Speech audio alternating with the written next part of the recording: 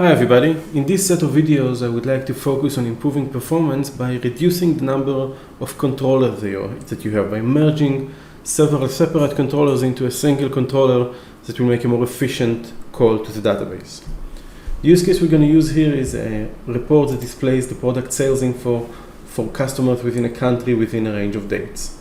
So if I write here USA and run the report, I'll get what was the quantity and amount per product that was sold in that country. And of course, if I type blank, I will get that information for the entire database. Now you can see that the time that it's taking is around half a second, but of course on a larger database, this can take many seconds and even minutes. So let's understand the structure of the original controller that we are trying to improve. The original controller is built in a way that we have the product sales info UI where I enter the data.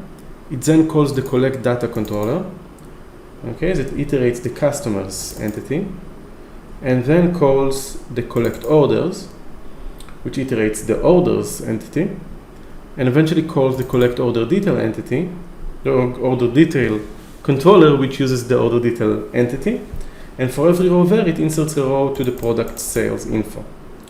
Let's review the profile of this controller.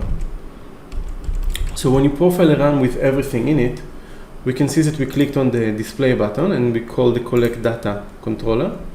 That collect data performed the only row 91 times, which means it had 91 customers, and then got the orders per that customers and performed the only row 830 times, which means we have 830 orders in this database, and then performed the insert if not found around 2000 times, representing the number of rows in the order details.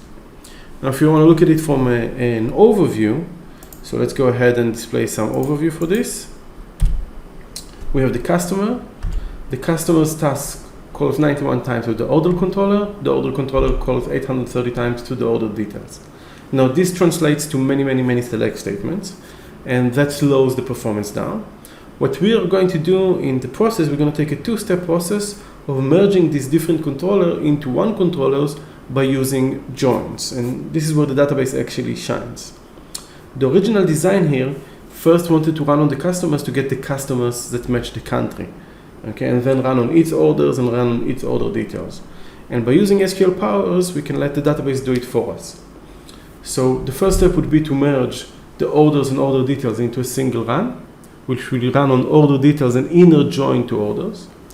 The reason that the form is going to be order details because for one order there are many details. So we want to have a many-to-one relations, which means we're going to run on the order details and do a many-to-one relation or a join to orders. And then we're going to do the same thing once again and join from order details as the from entity, inner join to orders, and inner joins to customers, resulting in one query that will return the entire row views that we need for what we were trying to achieve here. So that's the plan. That's what we're going to do. Let's get to it.